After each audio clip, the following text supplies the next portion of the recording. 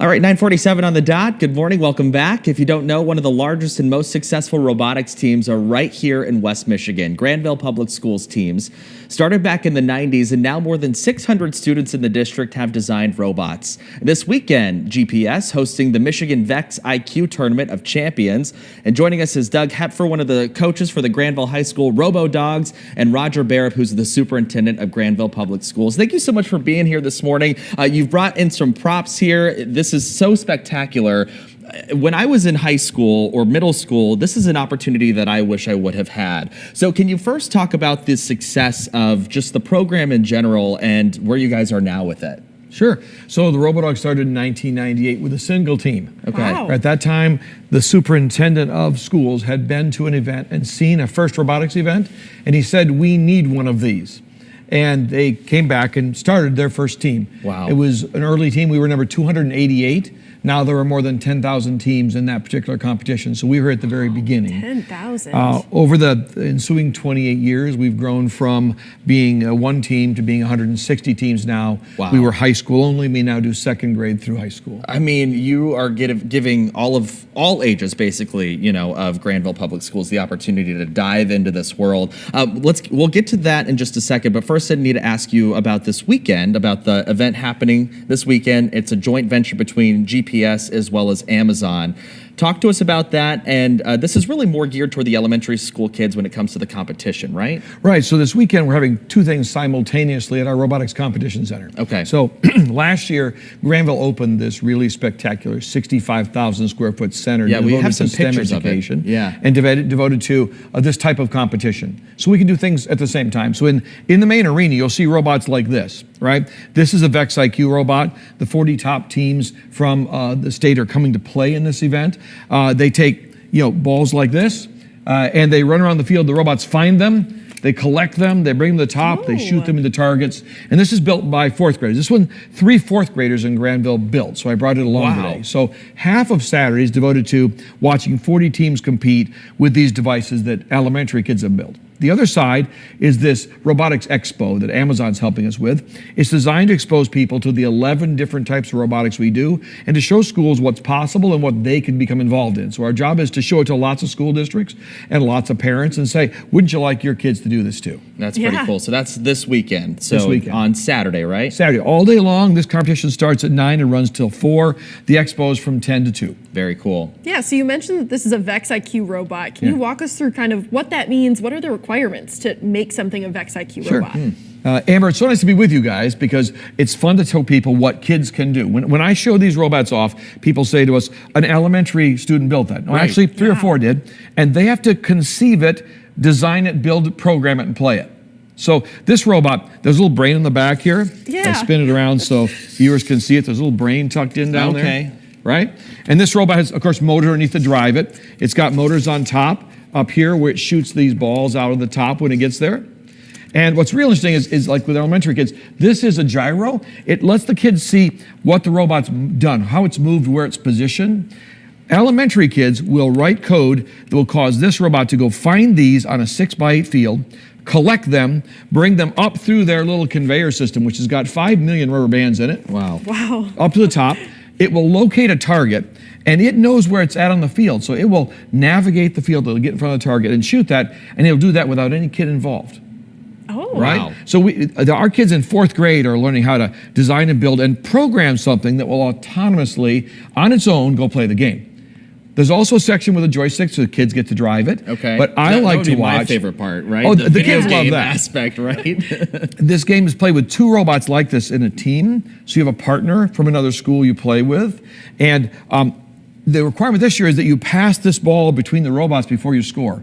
So now not just you have to play the game, you have to pass that to someone else who has to take it and then score it. Wow, so kind of like football, but also robot version. Yeah, kind of like that. Well, cool. Like that. Let's talk about the impact that this has on your students. I mean, obviously, these elementary school age kids are learning robotics. I mean, I don't know about any other school district. I mean, I'm sure there are many, but I mean, there are some kids learning some very valuable lessons. So what kind of lessons does this teach them early on in their young lives? Roger, you may be better answer than I am because... You bet. So, I mean, when you think about it, role-playing, collaboration, critical thinking, problem solving, and also getting kids to understand that through mistakes, through failure comes learning.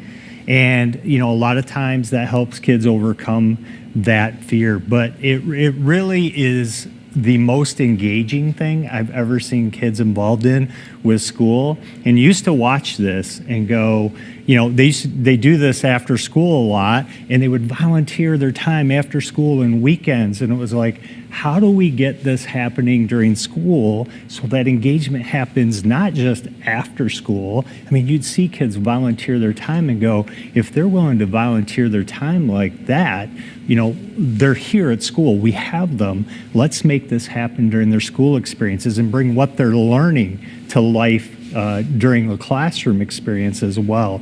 And so this has created the ability to do that, to really engage kids and to help them realize that whatever their dreams are, they're possible, and it gives them those opportunities, all those soft skills, if you will, to really look at what could be so for them. I think it's cool because I don't think they realize the skills they'll carry forward in their lives, not only just as, second, third, fourth, fifth graders, but into their middle and high school careers, but also something that could turn into a future career for them as well. I think that's spectacular. Yeah, the robots kind of factoring into that, robotics at least, and then also the teamwork, leadership, all of those additional skills that they're learning as well. Correct.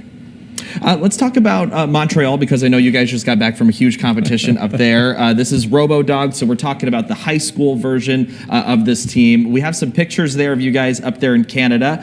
What was this competition? How difficult is it to get into it, and how do you guys compete against some of the other, schools or teams that would be there? So our kids start, of course, in second grade building robots like this, right? By the time you get to high school, they build the big ones you see on the screen. Right. That's first robotics competition. It was our first love. In 1998, it was our first team. We have 3 FRC teams today. We're one of the only schools in the country to run 3 side by side. Wow. Because we have so many kids that want to put their hands on this technology. Montreal runs a regional competition. We've tried for 12 years to get in there. We never got in until this year. Wow. They said they'd let us come play. We were there last week. We played from Wednesday through Sunday up there. We played with 37 other teams, almost all from Quebec. There was one other non-Quebec team. So we took our kids into this place where the event was run in French, not English. Okay. We played with teams that have the same robot parts and the same idea, but built very different machines. And you play 3-on-3 in these competitions where they pair you with 2 other teams, and the 3 of you play against 3 different teams. And when you do that, all of a sudden your kids are playing alongside kids who have some English ability, but English isn't their first language. Yeah. And it was really wonderful to go to Montreal right now. I've heard so many things about Canada, and I have friends in Canada. We start those events with the national anthem. And you'd see our kids stand up and they'd sing the U.S. national anthem with us. And we sang the French national anthem with them, and we sang the Canadian O Canada with the Canadians. And everybody cheers for each other's anthems, and it's this incredible collaborative community where the kids see that borders don't mean a lot. Yeah. And it was so much fun for my kids to go, wow, we're accepted here. We were invited back already. We've never gotten in until now. We already have an invitation for next year. And it breeds a collaborative spirit early on in lives too, which is important. And another valuable life lesson I'm sure these kids will take forth with them. This program is historic for many reasons. You started back in '98 with the first team there. Moving forward, I mean, why do you think this has been so successful in the program? And I'll ask you first, why do you think it's been so successful for your students and here for West Michigan as well? Yeah, well, I think, the engagement, all the soft skills we mentioned, the connections to business, the connections to real world learning, it is all there. And those things really they're the pinnacle of what we're trying to do for kids. And so I think that's really taken off. Another thing is, it doesn't matter what type of kid you are, you can be involved in this, and it's amazing what our kids do. I mean, you like I said, all kinds, students with disabilities do amazing things in this program, and their confidence just soars, and their ability to really look at what could be for them. So can't say enough what this program does for that. Yeah, we're running a little tight on time, so I want to make sure I get a couple of more questions in here about the facility. So that just recently opened up not long ago. How do you guys convince your taxpayers, your board, to open up a robotics facility when this is not a mainstream art? Yes. Well, first of all, this program has had a lot of success, and people see the value in that, and that helps a great deal. And we attached it to our middle school because they could see the value of how this could help kids during the school day as well as after school. Also, the ability to connect our businesses, our local businesses. When people come in for competitions, they're going to stay in your hotels, shop in your stores, eat at your restaurants, and enjoy everything that's the area around us. And so they saw the value in that too. And to be able to host state and national conventions or tournaments in a facility like this is just off the charts. Every time we have a business come in and see what our kids are doing and see this facility, they're just always amazed by that. We're very blessed. Our community understood that, and they really support it, and it's just a great thing. Doug, I know your name is on this book. We've got to talk about the book because this is something that Grandville coaches actually wrote. Kind of is it a guideline on educational robotics, or what is it really? So there's two parts. There's a history of the team. Okay. So many people, we've started more than 50 other educational robotics teams in different school districts. And in doing that, we've learned a lot about what it takes to be successful.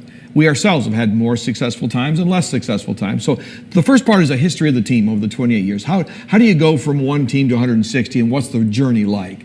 The second part is really the important part, is what does this do for public schools, right? This has a tremendous impact by enhancing that education they get during the school day.